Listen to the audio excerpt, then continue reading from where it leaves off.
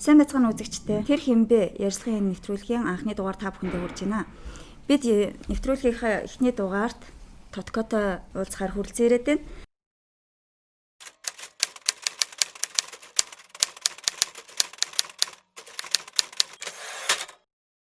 За манай нэвтрүүлэг Тэр хэмбэ гэсэн нэртэй байгаа. Энэ утгаараа би манай нэвтрүүлгийн нэг үндсэн 3 асуулт бий. Юуны өмнө та яг хэмбэ? Өөрийгөө бусдад яг хэн гэж танилцуулахыг хүсдэг вэ? Би ч нөгөө түрүү хийстэй би ч нэг хөлттэй юм биш үү. Яагаад та ингэж хэлж байгаа? Яг хүмүүс альва хүний хийж бүтээж байгаа тэр хүнийг яг 100% тодорхойлох үгүй л те. Тийм. Одоо маш сайн хуульч байлаа гэд хууль зөрчдгүү гэсэн үг бол ерөөсөө биш байхгүй юу. Тийм. Маш сайн онгоцны одоо нисгэгч нар гэхэд автозам дээр явахтаа хэцүү байдаг баг. Тэ машин барьж явахад онгоцч олоодоход тэр хүнд техникэл нөхцөлийг бүрдүүлж чадаад тэр өнөр хариуцлагыг үүрч чадаад онгоц нисгээд хөөрч буугаад ингэж чаддаг хүмүүс автозам дээр машин жолоодохдоо айгүй хэцүү. Надад 2-3 нисгэгч найзууд байна л да. Тэд нар зам дээр жолоо ирж чаддаггүй. Айд сандардаг те эрэгтэй хүмүүс хүртлээ. Тэгэхээр хүмүүс тэгж боддог. Одоо зохиол ном нь сайн байх юм бол энэ хүн айгу сайн хүн амьдрал дээр бас яг л тийм шүлэг мүлэг нь уянгалаг сайхан байх юм бол энэ хүн амьдрал дээр их уянгалаг сайхан романтик тийм хүн байхаа гэж боддог.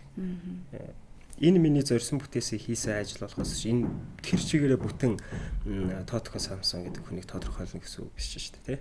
Тэгээд хүмүүст би сэтгүүлч нар зарим үед хүмүүст ингээ хэлтийн та их романтик байх, таны шүлгүүд, таны зохиол юм учраас та ингээд их тийм ухаалаг яриатай гэр бүлдээ ороод одоо нэг ихнэр хүүхэд ээж аав ах дүү нартай ороод ингээл айгу гэгэрли юм яриа л те мөнхийн боловсрал олгоол соён гэгэрүүлээл танин мэдүүлээл за энэ чинь юм байдгийг шүү. За миний хөө одоо цайгаа чанахтаа галаа дөрөв дээр нь тавьж байгаад эхлэн гэдэг шиг.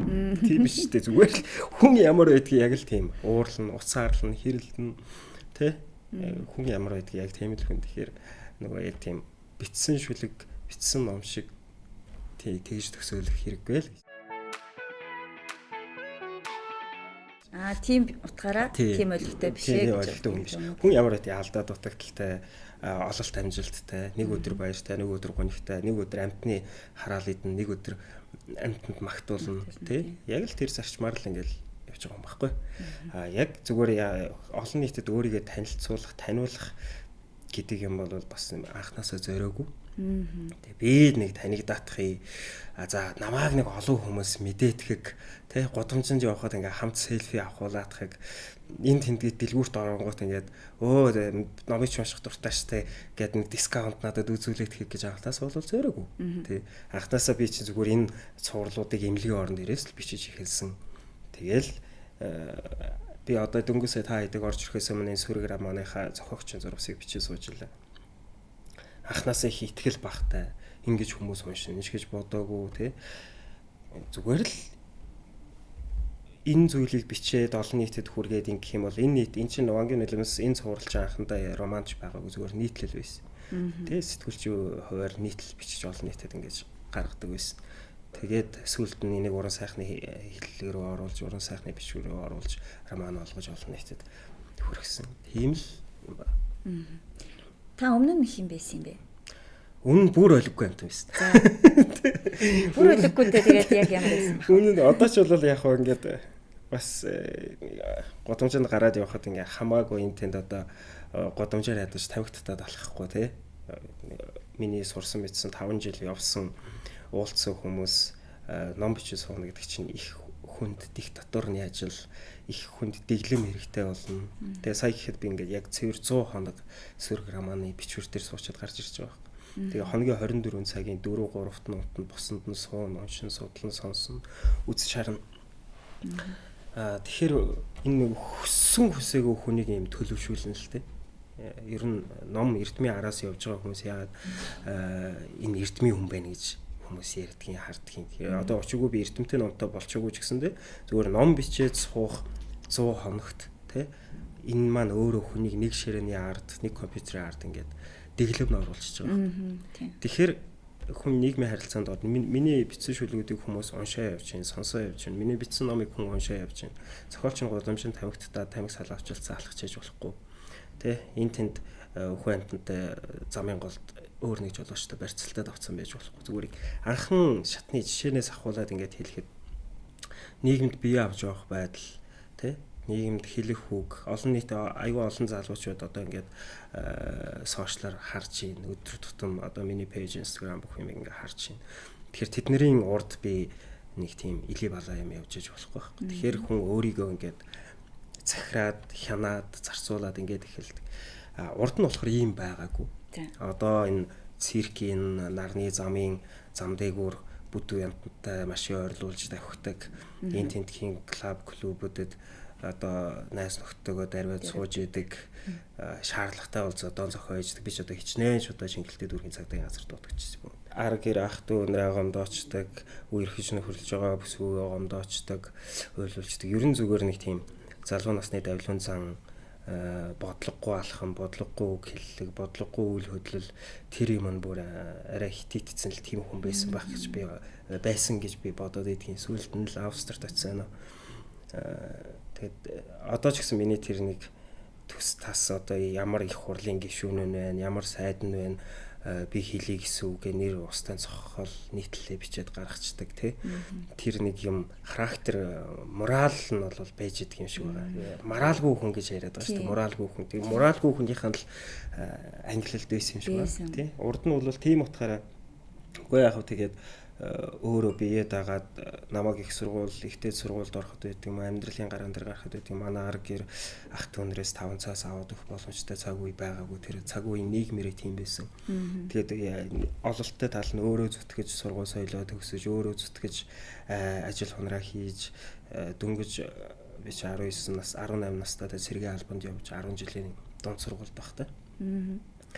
Тэгээд хөтэ гатаагүй өөрөө л найз нөхөд инээ тэр хүмүүстэй явж ажил төрнөр хийж хажуугаар нь сурж тэр үед чинь заа мэдээ ингэж одоогийн шиг энд менторууд гэдэг хөтөлбөр те янз янзын ийм сошиалын хаашаа явах чиглэлийг тодорхойлж өгдөг жишээ авдаг тийм байсан биш. Жишээ авдаг юм нь ерөөсөө цэ бабд сууж байгаа хэдэн залуучууд л байсан юм чи 500 төгрөгтэй бол ороод пиво те өөр яахын тэр нийгэмд чинь тэгээд нэг тийм хүнд цаг завсрын цаг үе л дээ энэ одоо миний номон дээр байж байгаа ингээд төр засаг нь ингээд идэж уух хуйлаа батлах юм аа ингээд хийгээ залуучуудаа хайцсан эцэг эхчүүд нь өдөр шөнө өглөө ороогүй хоолны л төлөө явна. Ерөөсөө тэр цаг үе бол юун хүн сурж хөгжих юун карьер хөөх зүгээр л хоолны төлөх иргэн үе байхгүй юу 1998 оноос 98 онд засгийн газрыг огцруулад дараагийн засгийн газар гарч ирээд одоо манай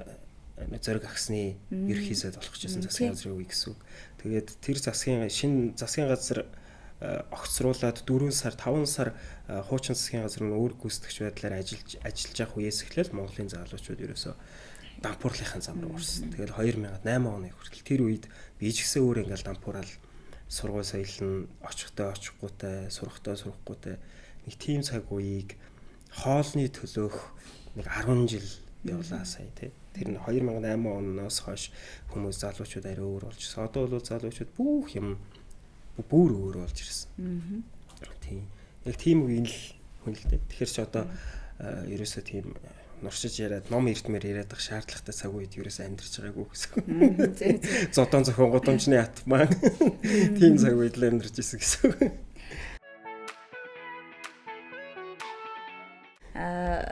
Уугуул нутгийн ханах үлээ. Манай эмээ өвөө архангаа булган манай аав завхны хүн тэгээд би бол өөрөө Улаанбаатар хотод төрсөн. Хоттой өссөн. Аль сургуулийг төгссөн? Амьдрал хаана ар гэр тийшээ явна. Тэрийг нь дагж л амьдрын шүү дээ. Тий ар гэрийнхнийгээ дагаад бас. Тэгээд тэр үе чинь боловсролын эрх шинжил гэдэг хөтөлбөр реформ хийгдэж Монголын боловсролын салбарыг самарж исэн цаг үе байхгүй. Тэгээд одоо бидний дунд сургуулийн боловсрол Cambridge энэ тэрэгэд энэ хөтөлбөрүүд чинь бол тэр үед яах самрагдаж эхэлж исэн үе нөх. 9 шидийн хэлийг бичгийг сольдог, уугарч Монгол кирилл мэрилгээ сольдог. Зүгээр байгаа сургуулиудыг нэгтгээд ирээдүйн зохицолбор гээд 81, 82, 83 ингээд эвлүүлээд хайчдаг. Тэнцэн ирээдүйн зохисторт орж байгаа хүүхэд нь 80-аас ахвала 81, 82, 83 гэж гурвуулангийн дамжиж чинь. Тэгээд сүүлд нь 45 дугаар сургууль тэгээ буцаад ирээдүйн зохисторбор руугаа Эрдэнэтийн 5 дугаар 10 жил рүү тэгээд хамгийн сүүлд одоо 6 шилжиж Монгол 3 дугаар сургуулийг төгссөн. Тийм. За ирээдүйд ер нь та яг хэн болохыг зорж явсан бэ? Ирээдүгөө би одоо ингэж бодож төсөөлөөд эсвэл зориод ах юм байхгүй. Яг одоо ирээдүйн зам дээр би алхаж байгаа. За. Тийм. Миний нэг лекц байдаг ирээдүгөөсөө цаг зээлхийнэ гэдэг. Тэгээд би ирээдүгөөсөө цагаа ирээдүйд миний өнгөрүүлэх цаг хугацааг би аль хэзээ 5 жилийн өмнө өс зээлж аваад. Тэгээд одоо би өдөр тутам ирээдүйдээ амьдарч ажиллаж байгаа. Миний зохиолууд тэгэхэд одоо хамгийн сүүлчийн дэвтэр энэ сөрөграм маань гэхэд 2022 оны 7 сард үйл явдлын төгсөж байгаа шүү дээ. Бангийн нулимс гэхэд 2015 онд бичигдсэн 19 оноос үйл явдал нь эхэлдэг тийм. Тэгэхэд ирээдүгөөсөө цаг хугацаа зээлж хүн нэг удаа өгөхөд үзчихээр ирээдүйд байхгүй ч байж магадгүй гэсэн миний бодол тийм бодолтой байдаг. Би ирээдүйд амьдрахгүй ч биш магадгүй. Тэ. Өнөөдөр энэ чинээс гарч явж байгаад ийм баталгаагүй нэгэнд миний толгой дээр нэг барилгын материал унаад би өгчөж магадгүй байхгүй. Тэрэнд бол ерөөсө 50-50% тэ. Тийм учраас би ирээдүгөөсөө цаг зээлж, ирээдүйдээ найдаж биш, ирээдүйрөө ажил хөдөлмөр амжилт бүтээлээ хойш нь тавьж биш. Ирээдүгөөсөө цаг хугацаа зээлээд тэгээд 5 жилийн дараа яг энэ ажлаа хийсээр л байна. Тэ. Арай өөр зохиол бүтээл одоо кино юу байдгийг тэр юм руу явах бах. Тэрнээс яг энэ хийдэг ямыг ирээдүйн хизээ нэгэн сүүлчийн амьсгаа татан татлал энэ ажлыг хийсээр л байна тийм. Тэрний хооронд одоо карьер нь ямар унах уу босох уу тэр хийсэн бүтээсэн юм хэр зэрэг хүнд хүрэх үгүй юу гэдэг нэг тийм чухал байха болцсон л доо. Зүгээр энийг л энийг би явж хүмүүс ингэж бодоод байдаг. Өөрийнхөө төлөө амьдраад, өөрийнхөө төлөө хийгээд эсвэл ингээд олон нийтийн өмнө байгаа хүмүүсийн төлөө хийгээд яг үнэндээ би зүгээр шударгаар хэлэхэд энийг би ирээдүйгийнхаа төлөө хийн. Миний ирээдүй гэдэг бол надтай өнөөдөр маргааш зэрэгцээ суугаад пив уух залуу тий эсвэл нөгөөдөр миний хүүхэд их сургуульд ороход би тэр хүний ирээдүй нь болж хуурах хэвээр. Тэгээ өнөөдөр бол яг хар амаа хоох болоод инкемд би Монголд ирэхгүй байх гэсэн тий. Би Австрт одоо та энэ ярилцлагыг үзэж байгаа хүмүүс зүгээр Magna гэдэг интернетэд бичгээд Австрт байдаг хамгийн том авто үйлдвэрлэлийн компани Toyota, Mercedes, BMW гэдэг бүх компаниудын гэрэл чийдэн 9 шидийн юмнуудыг хийдэг Австрт байдаг аюу том компани. Тэн чи 3000 еврогийн цалинтай ажилд ороод би 2 сарын дараа ажилласаа хаяад Монгол руу ирчихсэн. 3000 евро гэдэг бол 10 сая төгрөг гэсэн үг Монголоор. Тэгээ яг хуу тэнийг Монголд авчирсан шалтгаан нь юу вэ? Нэг тийм айхтар том шалтгаан байхгүй шүү дээ. Би ч одоо зүгээр гэр орноос санаал ирсэн шүү дээ. Зүгээр гэдэж чинь Австрч чинь бараг 5 жил болчихлоо. Тэгээд гэр орноос санаал би Монголд яг ирээд амьдрий гэж ерөөсөө зориг. Ерөөсөө Монголд нэг чимдам хувцастай ирсэн. Тэгээд ар гэрийнхэнтэйгээ уулзаж нэг 2 сар болчихоо тэгээд буцаж яваад тэнцэнэ ном зохиолоо бичээд ажил мачлаа хийнэ гэсэн одоо ингээ 2 жил болчихлоо. Нөгөө чимдам хувцастай буцсангүй.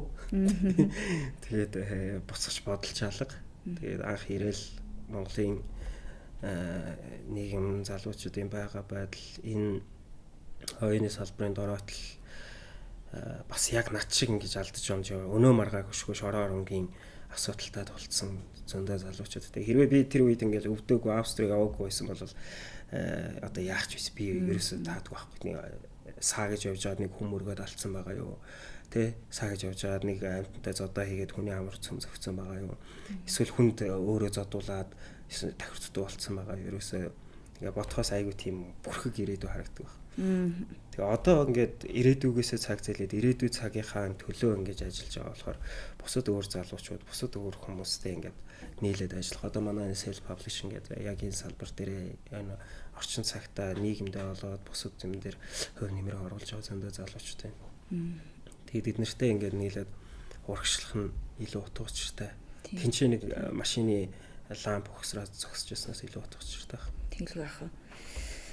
За Бангийн нулимс зохиолыг уншсан хүмүүс бол ер нь өөрийг чинь бол нэлээд зүнж маягаар л дүгнээд байна л да.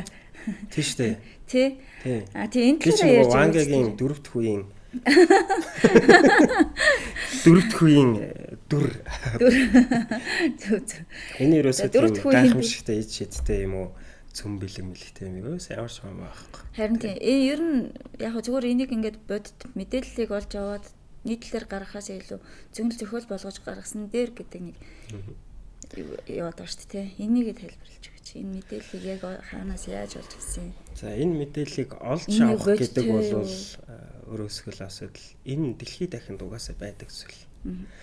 Байсаарч байдаг зүйл, цаашдаач байна.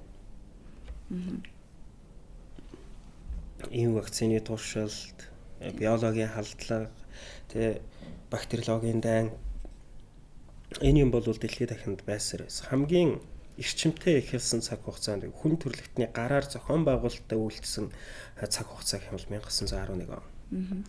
Энэ 1911 оныг дэлхийд дахинд дэлхийн биохимичд болоод одоо шинжлэх ухааны салбар дээр анагаах ухааны салбар дээр хүмүүс бол харагдсан гэж ярьдаг. Яг гэвэл энэ дэлхийн 1-р дайны цаг үе л дээ. Хүн төрөлхтөн сэлэм ном сумаас гараад галт зэвсэг рүү ороод галт зэвсгнээс гарах гэж тэмцэлж исэн цаг үе. Тэр нь болохоор юу гэхээр бактериологийн дан байхгүй. Тэгээд дэлхийн энэ бактериологийн дан чи одоо л коронавирус гэдэг хүмүүс яагаад байгаа болохоос 1911 онд дэлхийн хоорондоо улс гүрнүүд хоорондоо бактериологоор дайтад эхэлсэн байсан цаг үе. Хүчээ авч өндөр түвшинд очиж шинжлэх ухааны ололт амжилт болж гарсан үе нь 1936 оноос 1945 он. Японы цэргийн Кантоны тусгай 731-р анги гэж хятадын Манжурт одоогийн Харбин мужид Финфан дүүрэгт байгуулагдсан анги. За энэ анги бол энэ ангийг байгуулагдсан байгууллагатай дэлхийн хүндрэлтэй Америкчууд, Европчууд биозавсгийн араас хөөцөлж исэн аюул хүчтэй 90 цаг үе байхгүй. Энийг зохион байгуулалтаагаар 22,000 хүн дээр туршиж 18,000 хүний амь насанд хүрч энэ биологийн турш судалгааг дэлхийн шинжлэх ухаан болоод анагаах ухааны салбарыг энийг бол шат ахилт гэж нэрлэлтэй. Харгислал боловч энэ бол нөгөө талдаа хүн төрөлхтний түүхийг өөрчилсөн аюул том ховсол бас. Бүхэл бүтэн хүн төрөлхтний түүхийг өөрчилсөн. Тэр нь бол Япончуудын хийсэн зүйл. Япончууд өнөөдөр анагаах ухаан болоод шинжлэх ухааны салбарт, технологийн салбарт манлайлж яадаг гол шалтгаан бол ерөөсөө хүний анатом болоод биологийн зохицол, био зэвсэглэл энэ бүх юмыг асар өндөр түвшинд судалсан ард түмэн. Тэрийг нь Америкчууд дайны дараа булааж авсан, хуулж авсан.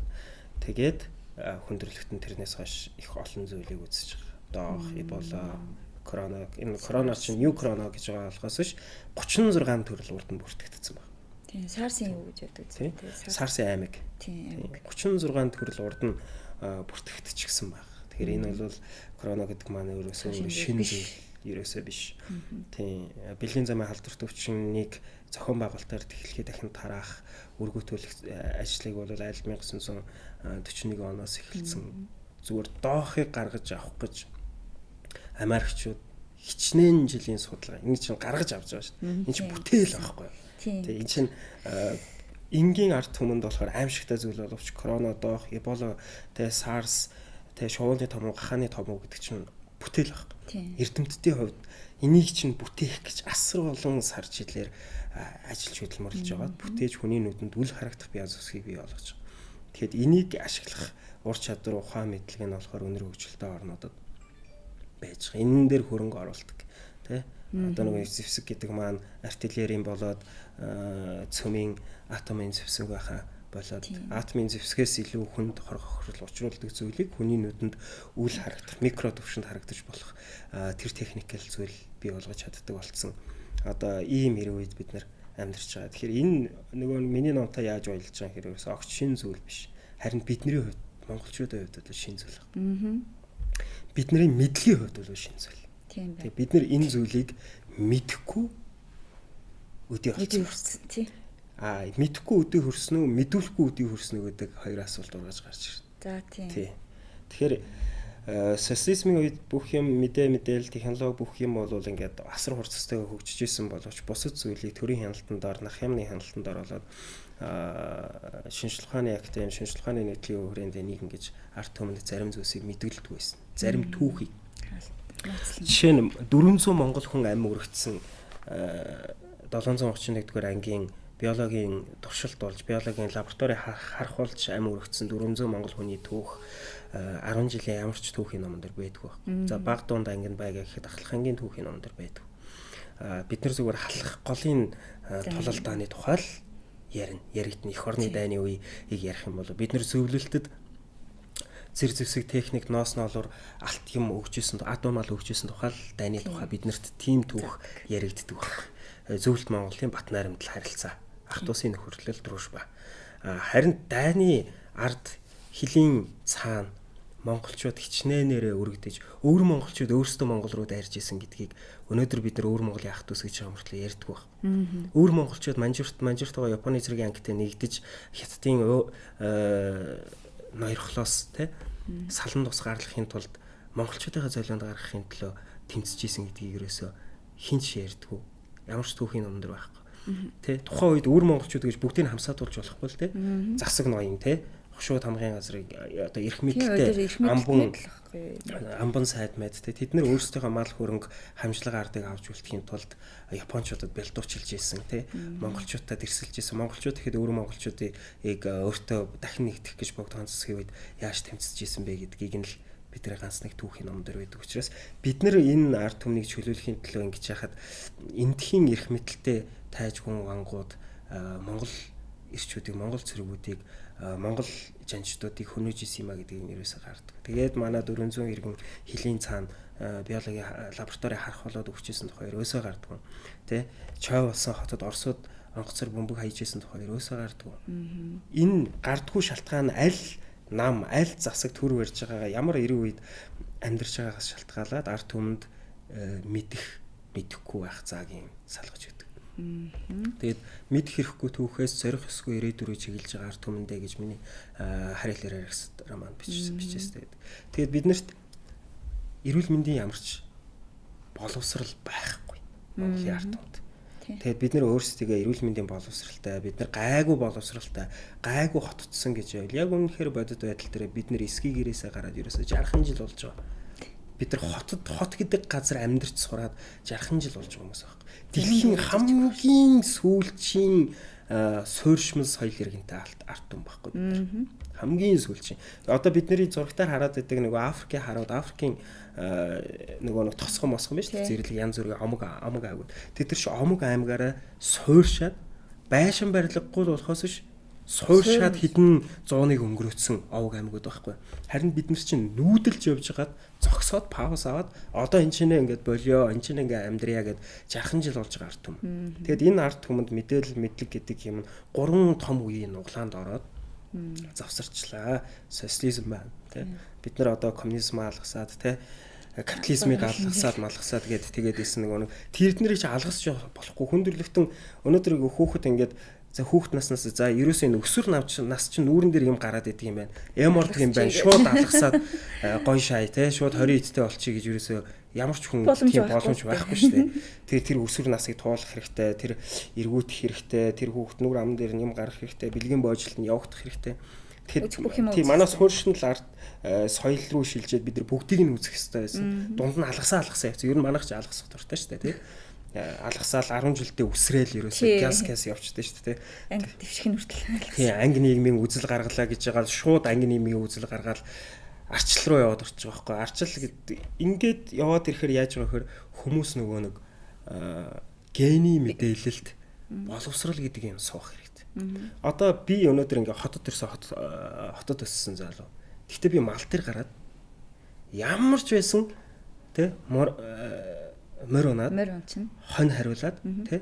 За буруу газар руу буруу бэлчээр рүү явуулж байгаа ч хамаагүй хонь хариулчаад босож хурж ирээд тий. Эмээ өвгийнхаа тий ээж аавынхаа муусан хоньны 5 цолыг нийтээ суучих юм байхгүй. Энэ бол монголчуудын гений мэдээлэлд байгаа мэдээлэл.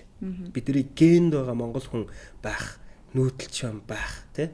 Тэгээд тэр мал авах тий дагах энэ мэдээлэл өнөөдөр хотод төрөөд хотод өссөн бүр өнөөдөр ингээд скини өмд өмсөд K-pop дуулаа явж байгаа бандч байгаа байхгүй. Заавал байгаа. Энэ заавал цухалдсан.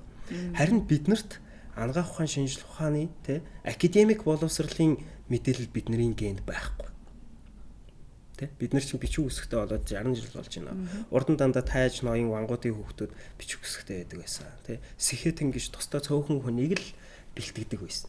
Тэ 13 дугаар зуунд хэдэн хүн бичиг үсгтэй байсан болоод нуус авчи үсгэсэн бэ гэдэг асуулт. Нуус авчи ягаад ганцхан хөлбөр байгаа юм бэ гэдэг асуулт байхгүй. Олон хүн бичиг үсгтэй байсан бол их байлдан дагуултын цаг үеийг олон янзын олон өөр өнцгөр бичих байсан. Өнөөдөр ардчлалыг хүн болго өөрсдийнхөө өнцгөр бичиж байгаатай адилхан тэр үеийн байлдан дагуултыг бичиг үсгтэй хүмүүс өөрсдийнхөө өнцгөр бичих байсан. Тэгэхээр монголчууд ч бичиг байгаа. Нуус давчаач Монгол, уйгурч Монгол хэл дээр болдог. Байхгүй. Тэ? Хятадын ханс дээр. Тэгэхээр бичиг үсгтэй бид нөгөө хүмүүс ингэж хэлгээ монголчуудад оромжлолоо гэж ард түмэн хэлдэг л дээ. Одоо энэ нийгэмд энэ сошиалд бид нар одоо бичиг үсгтэй болоод доромжилж байгаа юм шиг сонсогдож байгаа боловч тэ бид нар шинжлэлийн цаг үе ирж бичиг үсгтэй болон болтлоо бичиг үсэхгүй л байсан. Боловсруулах байсан. Яг энийг нь далимдуулж эхлээд зөвлөлтүүд дараа нь Америкчууд тэгээд Английн саксончууд тэгээд Францын лидерүүд тэ Айнс лидерүүд тэгээд Германы үндэстэй холбоог нэгтгэх үзэлтэнгүүд бидний монголчуудад олгох боловсролыг хэм хэмжээтэй байлгаж хязгаарсан. Эрдэнэчингийн чойномын хийсүү гэдэг. Тэгээ тарьсан тэр хэргийг илэрч мэдтгэхээс нааш та бидний бүгднгийн эрдэмгүй бүдүүлэг өсгөж гинэ гэж. Бид нар чи эрдэмгүй бүдүүлэг ард түмэн байхгүй. Тэгээд эрүүл мэндийн боловсрол байхгүй. Тэ төрийн улс төрийн боловсрол байхгүй, эдийн засгийн боловсрол байхгүй, нийгмийн харилцааны боловсрол байхгүй, тэ ёс зүйн боловсрол байхгүй. Тэгэхээр бид нарт дээр ийм цагаан цаас шиг хүмүүстээр альч улс нь хурж ирээд юм тоглолт хийгээд байгаа. Сайхан өөрсдийнхөө гоё түүх бичиж өгвөл. За монголчууд бол та нар 13 дугаар зуунд алж ирсэн шүү, тэ? За та нар бол ингээд юу гэдэг 21 оны хувьсгалаар та нар өстө гоё алсан шүү. Та нар лаг шүү. Тэ? Зөвлөлт тусдаа нийлж жаад, манайхтаа нийлж жаад ах нь дүүгээ дагуулж явж жаад яалаа халахгүй л яалаа. Алж өгөө өстө хоёлаа. Тэрний ард хичнээн хүн өгөж өргөдөж хичнээн зовлон туулсан юм те ямар гамшиг үтсэн тэд нар нь ерөөсөй байхгүй. Дандаа баатарлаг үйлсийг л дурддаг шүү дээ. Тэгэл зөвлөлтийн бүрэлдэхүүн улс салаад унахад Америкчууд орж ирэл та нар одоо ингээл чөлөөт эдийн засаг төлөвлөсөн төлөвлөгөөт эдийн засгаас салах хэрэгтэй. Монголчууд чи эрх чөлөөт артсан байхгүй. Та нар гоё сээжэд илдээ гоё босооч ээ. Ташуураа тулаад босооч ээ. Хийвэл бүү айвал бүү хий. Тэр арчлалын уриал оцонгуудыг хараад байгаарай. Зүгээр та нар ингээд хуучны зураг харах юм бол тэнцээ зүгээр уриал оозонгуудыг нь л зүгээр ингээд харж. Ташуураа монголчуудаа морондоо тэр гээд те. Энэ уриал оозонгууд энэ юмнууд чи ерөөсөө ингээд бидний тарих угаагаад ингээд тарихыг ингээд эхнээс нь програмчлаад те ингээд бичээд байгаа байхгүй. Бид нар зүгээр тэрэнд нь ингээд тоглоомын куклтэй болоод байгаа. Тэгэхээр хүн куклтэй байхын тулд өнөөдөр би энэ эмэгтэйг те хуурахын тулд яах ёстой? Энэ нэмэгтэй надад хууртахаар тэнэг байх хэрэгтэй байхгүй юу? Тийм үү? Мэдээж те. Энэ төр засаг барьсан энэ 30 жил энэ хүмүүсийг монголчууд бид буруу яриад байгаа. Энэ засаг барьсан хүмүүс та муу малнууд ямар тэнэг вэ эднэр те? Ёстой тэнэг хүмүүс ийм хүмүүсээр төр бариулах гэж үгүй. Хамгийн ухаантай хүмүүс ч эднэр байхгүй юу? Харин бас тэгж яриад байгаа штэ. Арт түмнийг ингэж авч явж байгаа эднэр маш ухаантай байна л гэж бас хамгийн ухаантай хүмүүс ч эднэр сүүл хийж байгаа ойлгоод байгаа. Хамгийн боловсралтай, хамгийн сэхэтэн, олон хэлээр ярьж чаддаг, тийм үү? Олон ном уншсан. Ийм хүмүүс байгаа. Ганц нэг завсрын юмнууд бол дунд нь явж байгаа л да. Арчлыг байгуулсан хүмүүсийг ямар хэлтэй байсан гэж бодож байна. Англи, Франц, Итали, Герман, Испани, тэ бүгднгээр нь ярьж чаддаг хүмүүс арчлалыг байгуулагчны дотор байсан. Одоо энэ сүүлийн кинонууд дээр бол дандаа танхаа этгээдүүд арчлал байгуулсан шиг харагдаад байгаа л үгүй. Тэд нар чинь хамгийн зайлтай, хамгийн мэдлэгтэй, хамгийн эдийн засгийн ур чадвартай хүмүүс арчлалыг байгуулсан. Тийм болохоор 30 жилийн дотор Монгол ингэж үгээгүй хоосон болж чадж байгаа байхгүй. Тэ хэн мэдлэгтэй вэ тэр л өөртөө чадна. Мэдлэггүй хүн л өөр хийж хизээж чадахгүй. Тэгэхээр одоо энэ гэрээнүүдийг, энэ хуулиудыг, үндсэн хуулийг, ашигт малтмалын тухай хуулийг хэн хийж гисэн мэдлэгтэй хүн хийнэ. Тэгээд энэ өмч хувьчлалыг хэн явуулсан? Эдийн засгийн мэдлэгтэй хүн явуулна. Мэдлэггүйнүүд нь ягаан санхэр тасалбараа уурдуулна. Ерөөсө тоглоомын дүрм энэ. Тэгэхээр миний шаналаад байгаа ганц асуудал арт түмэн нийт боловсрал гэдэг чинь энэ одоо сэтгүүл зүйн сургуулиусаа сэтгүүлж болчихж байгаа асуудал биш. боловсрал ерөөсө бүх юм жигд явах. Эрүүл мэнд, нийгэм, эдийн засаг те энэ бүгдээрээ жигд өсөх хэрэгтэй. Монголын ард түмний. Тийм учраас би энэ зохиолыг нийтлэл байхаасаа илүү хүмүүс уншаад итгэл үнэмшил түрээд ойлгож болох те нэрээ энэ биологийн зэвсэг дуршилт чинь ингэж явагдаж байгаа юм уу? Нэрээ миний үр хүүхдээр вакцины хийгдээд байгаа юм байна. Нэрээ эднэр чи эдийн засгийн хувьд намайг ингэж клончлоод байгаа юм байна. Тэ? Нэрээ эднэр чи миний боловсролыг өнгөрсөн завсрын үед те 1998 оноос хавуулаад ингээд миний сурч болох боловсролыг ингээд албаар зохион байгуулалтаагаар загварчлан доголдуулсан юм байна. Одоо миний үр хүүхдийг одоо өнгөрсөн 7 хоногт яаж ийн нөгөө Кембрижийн боловсролоо бид нар өгөө хийгээд шинэ боловсрол гэдэг юм орж ирж штэ. Тэ? Кембрижийг бид нар хэдэн онд баталсан? Дөнгөж 2014 онд. 6 жилийн дараа энэ Кембрижийг устгах байсан юм бол ерөөс 5-6 жилийн зайтай ингэж боловсролыг хүннийг боловсралгүй болох, завсардуулах алхмуудыг хийгээд байгаа. Энийг монголчууд хийж байгаа юм биш. Цаана харин тийм зохион байгуулалтаа гадны нөлөө. Энийг бол зохион байгуулалтаар гадны нөлөөгөр. Энийг нөгөө хандивлагч орно. Энийг нөгөө олон улсын валютын сан, тэ? Энийг Asian Foundation, тэ? Энийг Chicago Boys, тэ? Энийг болохоор Saxonчууд. Эднэр ингэж өөрийнх нь клон орны улсад бид нэг боловсролыг доктортой авчих юм бол тэ хин лоерд болох юм. Ашигт малтамлын хувьд, хуулийн хувьд, тэ эдийн засгийн хувьд хинч лоерд болохоо болчих واخ. Эрүүл мэндийн боловсрал биднэрийг сайжирчих юм бол хин вакцин л бол вакцин гэж ойлгох юм. Гүү штэ. Одоо энэ орж ирэхэд хятадаас оруулж ирнэ гэдэг вакцины талаар юу гэж бодож байна? Хүмүүс бол айгүй эсэргүүцэж байгаа. Хятадаас бол ерөөсөө вакцин авмааргүй байна. Хийлэхгүй шүү л гэдэг шүү дээ. Яг зүгээр бидний Орос ах нарын суулгаж өгсөн хамгийн том гений мэдээлэл бол хятадууд бол новш, орсууд бол супер, европчууд бол бүр супер, америкчууд бол диважин гэдээ ойлголцсон. Өнөөдөр монголчууд биологийн туршилт хийх вакцин юм а бид нар дээр туршихыг яг үннийг хэлэхэд дэлхийн бүх улс орнууд хүсэж байгаа. Бүгдээрээ. Тэ нөгөө лаг ахын ч гэсэн хүсэж байгаа. Америкчууд бүр их хүсэж байгаа, тэ. Европчууд бүр тэнцэл нэг нөгөө муу гэрээ хараа уухаа гэдэг шиг юм монголчууд харагдаж байгаа байхгүй. Дэлхийн дахны нүдэнд, тэ. Хойд гэрээ хараа уухаа гэдэг лүү, тэ. Моол бол хойд гэрээ хараа уухаа гэдэг шүү дээ. Нэг тийм үг байд хэлцүүгээд. За тэнчнээс л тэр нэг баялагийг нь ухъя. Тэнтхийн л хүмүүс тэнэг. Тийшээ л очиж биологийн туршилтаа явуулж. Одоо манайх руу ч том үйлдвэрүүд орж ирэх чинь. Одоо нөгөө хятадууд ч Европын томоохон үйлдвэрүүдийг шахаж гаргаж байна. Одоо эдгээр Монгол руу орж ирэх чинь Монголоос газар нутаг түрээслэгч чинь. Монголд үйлдвэрлэлээ явуулах чинь хувцас, техник, гар утас, технологи юу гэдэг энэ бүхнийг ингээ Монголд үйлдвэрлэгч. Сайхан тал нь ажлын байр нэмэгдэнэ гэж. Нөгөө тал нь ажлын үнэлэмж унна. Тэ ажлын нөгөө нэг цалин нэг цагт ногдох цалин. Яг тэгвэл бүх үйлдвэрүүд орж ирээд хүн болгон ажилтаа болчихоор буцаагаад бууж эхэлдэг байхгүй.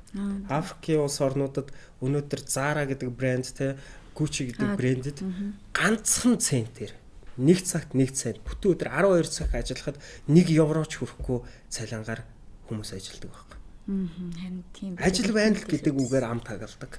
Үйлдвэрлэлийн өв чинь танаа улсад хөрөнгө оруулж үгүй тэд нар чи өөрсдийнхөө юмыг авчираад үйлдвэрлэчихэд өөрсдийнхөө юмыг хамж аваад гараа яв. Хинж хүнд зүгээр өгөө гэж байдаг. Тэгэхээр энийг л би хүсээд арт хүмүүс бүгдээрээ юм боловсрлоо ингээд жигд дэвшлүүлээд эрүүл мэндийн бос юм тэгчвэл бид нар ингээд лойрд болохгүй байна. Нөгөө нэг засаг барьж байгаа хүмүүстэй боловсролын үед ижил төвшөнд нийтээр ижил төвшөнд хүрээд ирвэл тэд нар чинь өөртөө нь ижилхэн боловсролтой хүнийг лойрдж чадахгүй. Тэгэн штэ тий. Адгалаад хилцэх байхгүй. За ядаж нөгөө нэг эрдэнтийн 49-51 гэдэгтэй адилхан тий. За ядаж би 51 чи 49 гэж ярих байхгүй. Тэрнээс одоо бол 99.99 тэг зооны 1 гэж яригдаад байгаа шүү дээ. Процент нь арт түмэнд өгч байгаа юм нөгөө хүүхд юм хөөх 20,000 төгрөг хөөхний шахаа шиг мөнгө тий. Өөрсдийнх нь авж байгаа мөнгө хэдүү. Тэгээс гадаад үр зээл нь хэдүү. Тэгэхээр дотоодын нийт бүтээгдэхүүний хувь нь хэдүү. Чи ерөөс нэг юм лаглаг үг хэллэг оруулж яайл хөөхөн зэллээд байгаа байхгүй. За энэ чи бол байж гараа тий. Ахын чамд дараа жил их чамайг авцгаанаа гэл. Тий. Ер нь яг энэ судалгаагаа хаанаас хийд юм бэ? Энэ хаанаас гэсэн юм байхгүй. Энэ дэлхийн бүх би одоо нийтдээ дэлхийн 28 улсаар явлаа. корона гараагүй байсан бол энэ жил 4 улс төлөвлөгдсөн байсан. Миний дараагийн номны судалгаанд. Дэлхийн бүх улс орноор явна. Анх энэ судлах гэдэг юмыг бол би Хятадын Хөх хотын Трайлангийн их сургуульд зах зээлийн анализтер мэргэжлэр сурч байхдаа энийг илүү сонирхолтой болсон. Ерөнхийдөө анализ хийх, судлах, SWOT шинжилгээ гэж ярьдаг. Боломж, бололцоо, эрсдэл, аюул тэр бүх юмыг судлаад тэгээд цаг хугацааны анализ оруулж ирнэ. Өнгөрсөнд юу болсон? Одоо юу болоод байна? За энэ хоёрыг нийлүүлэхээр ирээдүйд юу болох юм? Тэгээд нөгөө нэг түрүүний асуулт чинь гарч ирж байгаа зүүн бэлэгт юм уу гэдэг. Тийм. Өнгөрсөнд монголчуудын өвчин зовлон, тарван дахал, шүлхий хит хит онд ямар давтамжтай гарч ирсэн. Тэр нь аль засаг төрөө ярьж хахад байсан. Тэ? За тэр үед аль аймгаар төрүүлж эхэлж орж ирдэг юм. Тэ? Ямар халдлага байсан юм уу, халдвар байсан юм уу? Одоо тэр нь ямар шатандаа байгаа? Энэ хоёрыг нийлүүлэхээр ирээдүй гараад ирдэг байхгүй. Эсвэл тэр чинь зүүн бэлэг болчихж байгаа байхгүй. Ер нь зүүн бэлэгтнүүд чинь ер нь тэгж л ажилддаг шүү дээ. Судлаач хүний хийдэг ажил өнгөрснийг судлаад өнөөдрийг дүгнээд ирээдүйг таамаглах. Бүх салбар дээр бизнесийн салбар байсан ч гэсэндээ аливаа судалгааны зүйл байсан ч гэсэн. Тэгээд өнөөдрийн энэ цаг үеийг таамаглаж их олон хүмүүс дуугарсан. Арчил монголчуудад ийм авчрах нь ингэх нь тэх нь гэж дааж тэрийг хэн сонсов. Тэгээд тэд нэр хүн сонсохгүй болохоор хайцсан гэж бөмбөр хар хорон дэнжи мянгад дээр өвгөнтийн өнд дээр гарсан Монголын сууц хитнүүд. Монголын суут урлаг соёлын одод тий Монголын суут эрт хэм шинжилгээний ажилч судлаач нар тэр 3 дээр бөмбөр дэнжи мянга хар хорон 3 дээр арт түмэн сонсохгүй байгаад өөрөө ганцаараа бахирч бачимдсаар хагаад архич болоод дуусгасан байхгүй. Төр засаг тэднийг зүгээр хинт сонсохгүй болгож хайсан баг. Одоо цаг үеөөр одоо өнөөдөр ингээл Твиттерээр ярилцлагыг хідэн хүн шүүмжилж тий хідэн хүн юм ойлгох юм. Энэ нэг залуу солиорч нэг гэж ярьдаг хүмүүс нь нэг хэсэг би хэрэгтэй юм ярьж инж гэж үздэг нэг хэсэг би арчлалыг нүдэрээ харсан юм шиг гэж шүүмжилдэг хэсэг нь би тэрийг хараад ах шаардлага байхгүй. Өнөөдөр судлаад тий сурвалжлаад харж исэн хүмүүстэй уулзаад дундаас нь зүүн шинжилгээ гаргаж ирэх гэдэг бол тухайн үед талбай дээр хамт тэмцээн явж исэн хүмүүсээс ч илүү хөшгөний цаатахыг харж болох боломж. Тэрийг л бичдэг.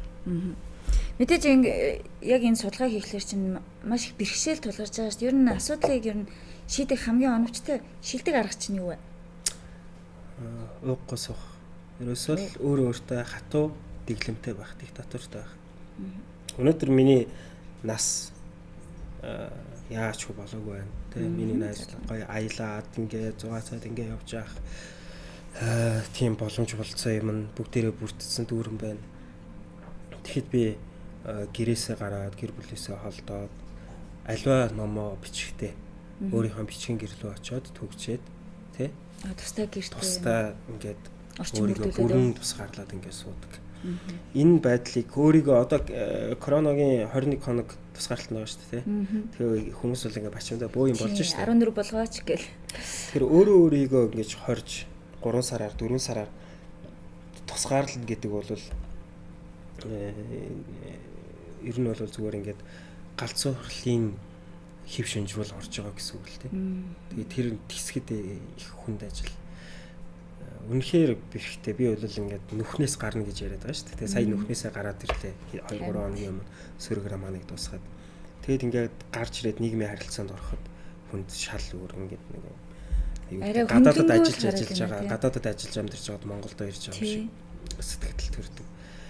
Тэгээд энэ зүйлийг судлах, дүгнэх, тэгээд орчуулна, үүснэ миний хэл дээр, миний ойлгодог хэл дээр байхгүй байгаа юмыг тэр хэлийг нь баг сурж байгаа ч хамаагүй шахуу тий сурд мэддэг хүнтэй нь холбогдож секс хэлгээгүй өдөр шөнөгүй судалж ийж надад үг хэлээд өгөөсэй надад энэ зүйлийн учир ухааныг гаргаад өгөөсэй гэсэн хүний хойноос секс хэлгээгүй гуйж сөгдөж гэрийнх нь гадаа ажлынх нь гадаа хаана байдгийг царай алдаж царайчилж явж ээж үг бол сонсож баримт олж авч ингэнэ тий энэ бол ингээд суугаал за ингээд нэг вакцин ингэжээ гэж зүгээр ингээд бичдэг. Энэ чинь саад бас болохыг зорж байгаа бас хүмүүс байлгүй. Энэ чинь өчнөл байгаа шүү. Тэгэл анх honгийн нулимсаас ахуулаад худалдаанаас татна гээл дараа нь одоо тэр хаанаас ямар зорилготой байж байна гэж боддог. Тий, улс төрийн зорилготойгоо, бизнесийн зорилготойгоо, нэр хүнд ашиг сонирхлын зорилготойгоо ер нь бол зөрчил гэдэг юм маань ганц л юм хизээч зөрчилдөггүй урагшилдаг. За. Хорвоо ертөнцийн ганц л ажил хизээч зөрчилдөггүй урагшиж болдог. Уран бүтээл. Тэр бол худалдаа авалт. Худалдаа авалт. За. Чи мөнгөтэй болвол яг энэ утсыг авах мөнгөтэй болвол энийг би зарж байвал энэ дунд ямар ч цаад байхгүй худалдаа авч болно. Хэрвээ чамд мөнгө байхгүй болвол одоо зөрчил эхэлнэ. Хэрвээ чамд мөнгөгүйгээр энийг авч чадах эрх мэдэл байхгүй бол одоо зөрчил эхэлнэ. Хэрвээ надад энэ нь байхгүй мөртлөө чиний мөнгийг хараад авмаар санагдчихвэл одоо энэ ч лойр эхэлнэ. Энэ хоёр хоёулаа байхгүй мөртлөө би мөнгөтэй чи уцтай болмоор байл одоо хууль хэрэгтэй. Энэ хуулийг одоо гаргаж ав. Тэгэхээр зайлшгүй нэг нь мөнгө хэрэгтэй, нэгэнд нь утас хэрэгтэй л тий. Энэнийг одоо би уул уурхай гэж ойлгож болно. Тий. Ашиг сонирхол юу ч гэж ойлгож байна. Нэг мөнгөтэй бараатай хоёр хүн хоорондоо тулахад л хорвоо ертөнцийн зөрчил үүсэхгүй. Бусад бүх ажил зөрчил үүснэ. Тэгээ би өөрөө өөртөө ингэж сууж яхад энийг ингэж бичихгүй юу гэдэг зөрчил өөрөө өөртөө хүртэл тулна. Тэ. Энийг би үйл явдлаар харуулах юм уу? Өгүүлэмжээр харуулах юм уу? Диалогоор харуулах юм уу? Тэ. Зураглалаар харуулах юм уу гэдэг зөрчил хүртэл надад үүснэ. Энийг ингээ гаргачаар миний амь нас эрүүл мэндэд хохирол учрах үедээ гэдэг зөрчил хүртэл айц хүртэл гарч ирнэ. Тийм замлал ирж ирсэн үү? Байлгүй яах вэ? Тэгээ яаж тэр бүхнийг яаж даван туулах вэ? Тэгээд тэр болгоноос айж ширэх найд одоо ингээ хоошоо суух юм бол усан шилэл гарна шүү дээ. Тэ. Хин яагаад миний номонд хүн дуртай байгаа гэхээр яа гэдэг болохоор л дуртай байдаг баг. Би өөрөөр бол гоё бичдэг гэж боддгоо. Тэ. Угаасаа утга зохиол, уран зохиолын салбарын хүн биш. Яа энийг яагаад ингэж хэлж вэ? Ямар зоригтой хэлж вэ гэдэгт нь л байдаг баг. Би тэгэж боддог. Тэрнээс би тэрийг дэхгүй бол бас нэг л усан шил гарна шүү дээ. Монгол номын дэлгүүрүүдээр тий сайхан усан шил зөндөөл байгаа. Монгол гэхгүй орчуулгын ч гэсэндээ усан шил зөндөөл шүү дээ. Би өөрийнхөө зохиолыг усан шил биш чансан мах гэж хэлээгүй л дээ. Гэхдээ энэнд би цаг цаваа зориулаад гашлаад заавал бичнэ гэж зориод гаргаад бичсэн. Одоо энэ дээр ингээд уншигч зохиолч ашиг сонирхлын зөрчилж байгаа гурван талын зөрчил бий болж эхэлж байгаа. Энэ нийгэм чинь ингээд хэрэлдэж явах хэрэгтэй. Маргалдаж явах хэрэгтэй. Тэр дундаас. Тийм. Тэн дундаас эрүүл харилцаа үүснэ. Хүмүүс би зарим үед боддог Монголын нийгэм нэлээ эрүүл байна гэж. За. Яг бид нар лөөрдүүлээд байгаа боловч Монголын нийгэм нэлээ эрүүл байна. Ард хүмүүс чинь ингээд сошиалар тэрийгэ бичээд тэ тэнцэл өрнүүлэх гээд тэнчэнээс газрал уурдуулсан гээд энчэнээс ингэж орилж шашраа тэнчээ нэг илийн хүүхд согтуул лайв хийгээд энчээ нэг аваа гэр бүлийнхаа эрүүллийг дэлгэж гаргаж ирээд хүү харахад эрүүл нийгэм биш юм шиг харагдаж байгаа боловч хамгийн эрүүл нийгэм юм шиг явж байгаа. Бүгд дээр амаа хамхигдаг цаг үе байж болно. Тэ амар хүнд диктатуртай. За өмнө нь бас байсан тийм ээ. Өмнө байсан. Гэхдээ тэр үед чинь тийм шаахтар бас байгаагүй шүү. Хэнийг би шинэ эрхнэр авангуудаа тэ чиний зарим сайн талыг чи хэлээ, зарим муу талыг чинь л хэлэх байхгүй.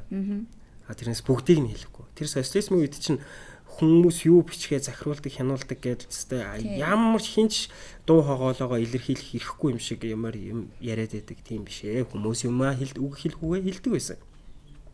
Бичих юмаа бичдэг байсан. Тэ? Тэрэн дээр нь хяналт 20 цээр одоо юу ганц нэг тийм саад бэрхшээл байсан болохоос биш ерөн зүгээр засгийн өдөөс босч ирсэн анхны хүн чоним анхны шүлэгчин чонимч биш. Тухайд тийм шүлэгч нар зөндөө байсан. Дамдарчгийн намсраа гэж яруу наригчулаа. Мичин жилийн зуднаар миний нутгийн болчмор тэнгэртэн жиргэж тэндэн завцарч 40 хэмийн хүүтнэр дүүгрийн чулууд шиг шидэгдээд атгын чинээ биеэрээ хонхор цасан дунахад алгын чинээ газрын цас хайлсан байсан юм. Болчморын тухай хэлж байгаа юм шиг боловч энэ засгийн тухай хэлж байгаа байхгүй. Энийг нь засаг мэдтгэл байсан. Би нутагтаа очиход тий миний өчүүхэн жаахан тэмцэл ойр орчмын 5-6 хүнд нөлөөлөө шүү. Болчморын дуу болчмор гэдэг чинь нутгаасаа явчихдаг амтан биш. Өвөл болохоор иччихдэг шүү шээ. Нүүдлийн шүү шээ. Энэ газар нутаг дээр төрсөн хүн болгон энэ газар нутгийнхаа эзэн тий 40 хэмийн хүүтнэр тий мичин жилийн зуднаар засаг төр яаж 60 түмнээ хачиж харж хавцсан би дугарах үгээ. Дугарна тэнгэртэй жиргэн тэндээ хөлдвөл хамаа алгаа гэсэн үг байхгүй. Тэгээ яруу найрагч нарын ард байдаг сэтгэлийн шарах шанал гэдэг бол агуу зүйл. Зүгээр нэг болчмороор ус төр цаг үеийн нийгмийн байдлаа бүгднийг ингээд гар түмдээ гаргаж өгч болдог. Тэр үед хүмүүс дугардаг байсан, бичдэг ч байсан. Хянахыг нь хян, орхийг нь орхино. Тийм амар шоронгийн систем ерөөсөө байгаагүй. За. Гэр бүлтэй илүү эхнэр хүүхэдтэй. Гэр бүл байгаа. Гэхдээ гэр бүл гэдгийг бол хүмүүс ямар хүрээгээр авч үзэх юм. Эхнэр хүүхэдтэй Би энийг ямар ч сайт солон сэтгүүл ямар сэтгүүлчд хариулдаг. Энэ бол миний хувийн амьдрал. Энэ хаалгаар гараад гэрээ хаалгаар орох нөхцөл миний хувийн амьдрал эхэлнэ. Тэгээ миний хувийн эрх чөлөө эхэлнэ. Таны сэтгүүлчийн эрх чөлөө миний хариулахгүй байх эрх чөлөөгөөр хязгаарлагдана. Таны сүрэг роман бичээд яг сая нүхнээсээ гарч ирсэн шүү дээ. Тэгээ цоошин нийгэм цоошин ч явах вэ? Бас нэг өөр нийгэмд таныг бас өгсөн бол та. Тэр ямар санагдсан бэ? Ямар нийгэмд орж ирсэн? Юу нь өөрчлөлт? Ямар өөрчлөлт? Бичгийн гэрлүүгөө орж явахад 5 сарын 20-нд орсон. Тэгэхэд өрн цагт өнгөж эхэлж илаа. Уржиг дээр гараад ирэхэд сэрүү бууцсан байлаа. Тэгээ. За ингээд миний амьдралаас 100 гэдэг юм байхгүй болцоо гэсэн. Би 101 үзээгүй гэсэн. Тэгээ яг коронавигийн цаг үе байсан болохоор улс орнд очиргүй хөөрчлөлт юм уу юм байна. Бид нэр ерөнхийдөө ямар ч юм дасан зохицдог юм байна гэдгийг харлаа шүү дээ.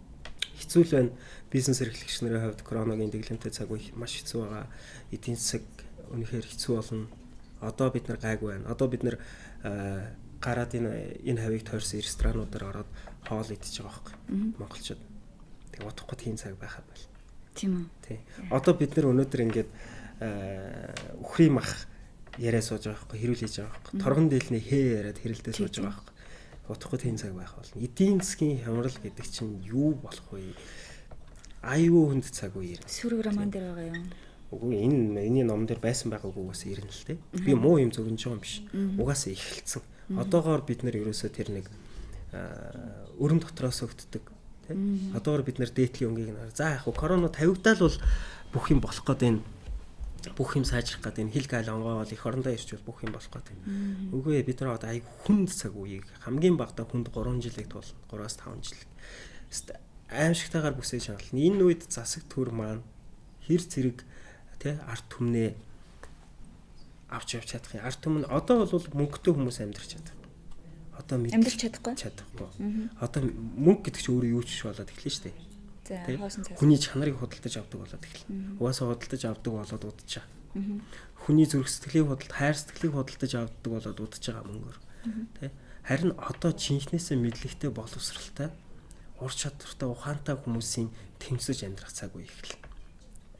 1988 он 1942 оны эдийн засгийн хямрал тий 88 оны хямрал 2008 оны хямрал Америкчуудын 16% авч чадсан. Үр дүн нь 5-аас 10 жилийн дараа гарч ядуурлан Европчуудын бас монголчууд харин хаа очд эдийн засгийн хямрал дэлб хаалгадуулчаад босоод ирэх юм да. Тий 2008 онд бид нар яалаа. Хэвээ ухаалч унтлаа хаалгадуулчаад тэг хөөх гулгаа босоод ирсэн. Энэ удаад тэгч нөхөртөө зодуулчаал нөгөө байгаад байдаг хүүхнүүд шүү дээ. Бид нар шиг ингээд дэлб хаалгадуулчаад тэгээд амьдрал яваад байгаа байхгүй. Бид нар шаарн учиртай өөр улс орнууд шууд өгчтэй. Тий шууд өгчтэй. Энэ харин манай амьдралын хэв маягийн онцлогоос болж байна тий. Энэ бол бидний хат үзэж, нүүдэлчин байж, аливаа зүйлэнд тасаж зогсож. Яахын өнөөдөр бид нар өхрийн сайхан өөх мах налгалсан сэрний махнаас шууд 5 цул руу унч чадах арт юм байхгүй.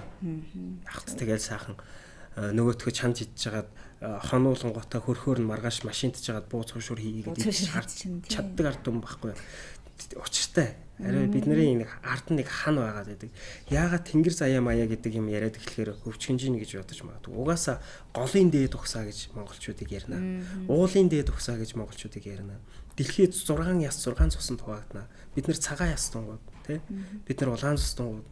Тэгэд энэ чинь одоо ингээд юм ярихаар шашин шүтлэг болоо явчих. Үгүй энэ чинь дэлхий угаасаа 6 цус 6 яснаас л бүх хүндрэлтэй хуваагдана. Тэгэхээр бид нарт цаанаас нэг юм оноолт нь өөр байгаад байдаг. Тиймгүй байсан бол Америкчуудын биднэрт загварчилж өгсөн энэ ардчлалаар энэ ард түмэнгүүдэд бүр дууссан байна. Их олон төрийн зүтгэлтэнгүүд, их олон шинжээчнэр хурж ирээд монголчууд яагаад амьдраад байгаа юм бэ гэдэг асуултыг асуудаг. Яагаад ийм засаг төртэй амьдраад, яагаад ийм ардчлалын илэрэл, эрх чөлөөний солиорол тусчаад амьдраад яваад байгаа юм бэ гэдэг асуулт гарч ирдэг. Монголчууд манчууд 300 жил даралагчаад яагаад хэдхэн жилийн дотор босч чадваа гэдэг асуултыг гаргаж ирдэг. Яагаад зөвлөлтийн нөлөөгөөс 200 жилийн дотор гарч чадваа гэдэг асуултыг асуудаг.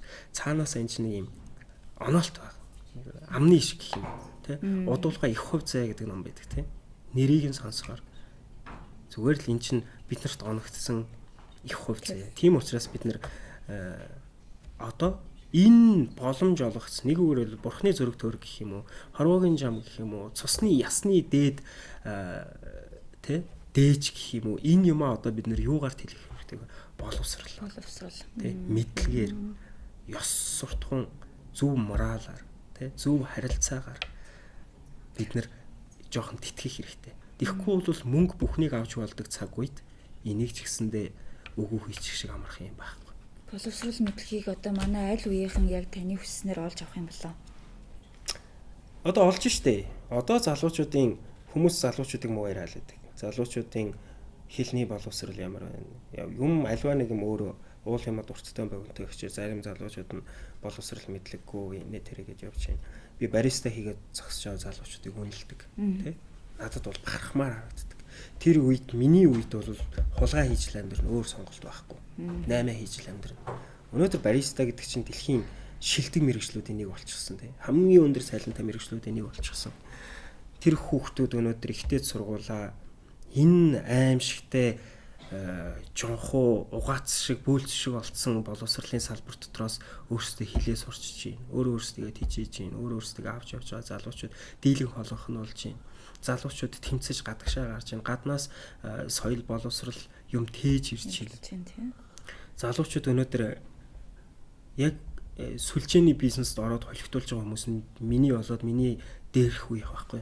Тэгэхэд энэ залуучууд тим юм руу орохоор тим тэнийг биш байхаа болцсон байна. Тэ төрөвчөө саранд даллахгүй байна. Тэ гандан руу гүйхгүй байна.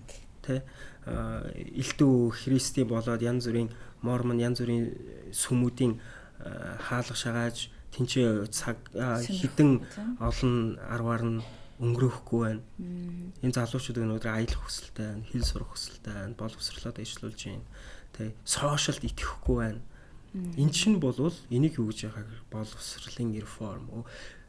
Чи чадахгүй болвол тэ төр засаг нь хийгээд өгч чадахгүй бол амьд амтан байна. Энд чинь ухамсарт хүндрэлтэн энэ сая 500 төр чи амьдарч штэ. Энэ залуу өөрсдөө өссөн өсөөгөө 1-2-1-2-ороо цоороод гараад ирэх болно. Энэ үүлий чинь энэ манангийн чинь цоолоод гараад ирнэ. Тэгээ ямар ч цаг үед тийм л байсан. Тэгэхээр одоо манай залуучууд айгүй боловсралтай байна. Энэ боловсрал олж хөөж байгаа залуучуудаа хүмүүс дарддаг тэ надаас миний үе шатаа гайгүй байна. Надаас дээш хүй чи залуу байж залуу хүн хэрэг тэнэг гэсэн үг шүү дээ. Тэ чи залуу байж болоогүй байна. Ийм ажил, тийм туршлага, ийм юм. Тэгэхэд өнөөдөр нэг уул уурхаан компани, нэг лицензтэй компани 200 унтсан, 5-70 унтсан нэг бүдүү нөхрөөс өнөөдрийн багшийн дэд дээр тэ кофе бариста хийгээд зогсож байгаа залуу хилээрээ, соёлоороо, ухамсараараа тэ эдийн засгийн боловсролоороо хамаагүй л байгаа. Хамаагүй л. Тэр хүн зүгээр л баян. Мөнгөтэй. Авилгал, хээл ахуй, луур, садар самун юугаар олж авсан бүүм. Өнөөдөр тэрнчээ бариста хийгээд зогсож байгаа залуу нэг англи хүн орж ирээд кофе ярихад өөдөөс нь чөлөөтэй яриад харилцаад ойлголцоод тэ тэр хүнд хэрвээ тэр хүн шиг тэ өмч хөлжлийн үе шиг ийм боломж байсан бол өнөөдөр 19 настайдаа тэрнээс ч илүү тэр бунтун явж явах боломжтой. Тэгээ би яагаад залуучууд руугаа илүү тулж ажилдгийг залуучуудтайгаа илүү эвлэлтэн илдэх доороо одоо сайн дурын залуучууд бусад юмнууд ингээд манай бусад залуучууд гэсэн өөрсдийн гэсэн волонтеруудтай тэгээд ингээд аль болох хөгжүүлээд ингээд явах гэж. Эднэр чинь одоо миний дээр байгаа энэ сайд, майд энэ их жах нар бол нэгэнт намайг өөрчлөх өнгөрсөн байхгүй. Тэ нэгэнт миний үзэл бодлыг өөрчлөөд нэгэнт намайг илүү мундаг болгох, лаг болгох юм уу, ухаантай болгох юм. Би тэнийг бол тэнэгрэл дуусч байгаа. Нөгөө ярианы ихэнд хэлсэн тийм холигтой хүн биш тэ. Нөгөө олиггүйгээр л би дуусч байгаа. Харин ирээдүй миний хойноос ирж байгаа залуучуудыг би арай олигтой замаар тэ арай утга учиртай замаар ингэ явчаасаа гэж найз нөхдөдтэйгээ нийлж өөрсдөө сайн дураараа ингэж ажиллаж байгаа шалтгаан байна. Цаг үе өөр болно. Улс төрд орно гэсэн бодол үйс байгаа юу? Тийм хогийн юмар яа. Ер нь хогч гэжтэй одоохондоо бол байхгүй. Би нэг хамгийн сүүл шинэ энэ асуултыг сэтгүүлч болгоо асуулт. Би 2028 он хүртэл ажиллаад төлөвлөсөн. Уран бүтээлээ гэх юм уу, судалгаа зохиол юм аа төлөвлөсөн. Нэн шаардлагатай бол гэхдээ 28 он болтол үгүй. Нэн шаардлагатай болоод үнэхээр би ороод ганцхан хуульд засвар хийгээд өөрчлөлт хийгээд тэнцээ нийт олны их хар шиг яригдахаар бол магадгүй. Гэхдээ бол утга зохиолын салбар, оюуны салбарын хүмүүс улс төр рүү ороод буцаж гараад ирэхээр булангартцсан байт. Одоо их олон хүмүүсийг мэдэх бах тий. Булангартаад, тархин гашлаад, бодол нь гашлаад, зориг нь мохоод, эр нь мохцсон гарч ирцгээдэг. Тэгээд цаашдаа утга зохиол боловсрал оюуны салбар дээр ажиллаж гэсэндээ явцгүй болцсон байдаг. Тэгээд би тэрнээс жоох юм байдаг. Сүргээ чин дараах уран бүтээл нэмэр. Сүргийн дараа одоо энэ 10 сарын сүүлээр тархиа бүлээн байгаад гэж цомог гарна. Миний шүлэг яруу найргийн цомог. За. 12 сард шинэ жилийн анхан тэг зэгийн тэмүүлэл гэдэг залуучуудад зориулсан хувь хүний хөгжлийн ном гарна. Хувь хүний хөгжлийн ангилалд орох юм уу да, баримтат бүтээл гэх юм уу. Би өөрийнхөө ном зохиолоо эхлүүлсэн, тулгарч исэн саад бэрхшээл өвчин зовлон юу гэдэг тэр зүйлийн тухай бичээ. Залуучууд нэг уран зориг, нэг хүч болчоор авах гээхий ухаанаар хандаад 5 үг авал сайраг. Ер нь бол муу ном гэж байхгүй, муу уншигчл гэж байдаг гэдэг үг байдаг шүү дээ. Хамгийн хогийн одоо юу гэдгийг мөнгө хараад бичсэн ч бай, юу хараад бичсэн ч бай, зүгээр нэг уур чадваргүй ч ямар ч хүний бичээ төрөөр гаргацсан юмнаас авъя гэх юм бол нэг үгч алтуулж чаддаг. Хичнээн мундаг нэр алдартай цуутай сонгодог зохиолчийн номыг уншаад ойлгохгүй ич байдаг. Тэгэхээр уншигчаас өөрөөс нь шалтгааллах юм би. Тэгэхээр нэг тийм энэ жил бол тийм төлөвлөгтэй 1 сарын 5-нд миний шинэ цуврал эхэлнэ. Энэ бол одоо ингээд 3 сар маань ингээд дуусч байгаа тийм ээ. Шинэ цуврал эхэлнэ. 1 сарын 5-наас шинэ цуврал эхлээд дараа жилийн 1 сарын 5 гэхэд энэ цувралын эхнийхэн дэвтрээр харин шидэт реализм төрлөөр бичих гэж сонирхож байгаа. Одоо Монголдо гэх юм уу да нэлээд тийм өгчтэй шидэт реализм хууц суулгахноос нь ид шид фантаз. Одоо энэ баримтат бүтээл 5 цуврал хийцэн одоо тэгээд тэр шидэт реализм бол одоо Harry Potter, Game of Thrones юу гэдэг вэ? Lord of the Ring тэд нартай ижил төстэй байх үз. Монголд ч бас сонсохоор үзэхээр баримт болохоор шидэт юм зөндөө бол. Тэрийг бөөгөөс ахуулаад эртний амд амьдсан домог уул усны савдаг гэж ярих юм бол биднэрт чинь энэ дэлхийд дахныг ухаалдуулчих юм зөндөө олон байгаа хгүй. Тий. Тэгэл бид нар нэг хоббитийн тухай үзэл бишрэл явж хахад манад тэр байтгаа юм зөндөө байгаа хгүй. Тэднийг одоо өнгөрсөн 2 жил бас нэлээ ирж хайж хамаж цуглууллаа. Тэгээ цаашдаа бас энэ жилдээ цуглууллаа. Тэгээд ирэх жил тийм цуврал эхэлнэ. За дараагийн маш олон хүлээлттэй бүтээлүүд бол ер нь гарах юм байна да. За ярилцсанд танд баярлалаа. Баярлалаа. Манай сайтын хамт олонд ажлын амжилт хүсье. Манай ярилцлагаас ямар ч байсан үзэгчд маань бол Тодко гэж чухам яг хувь хүнийхээ хувьд ямар хүн бэ гэдэг нэг тодорхой хэмжээгээр ойлголт авсан байх гэж бодож байна. Нилээн л ядраатай хүн тий. Тэрсүүд.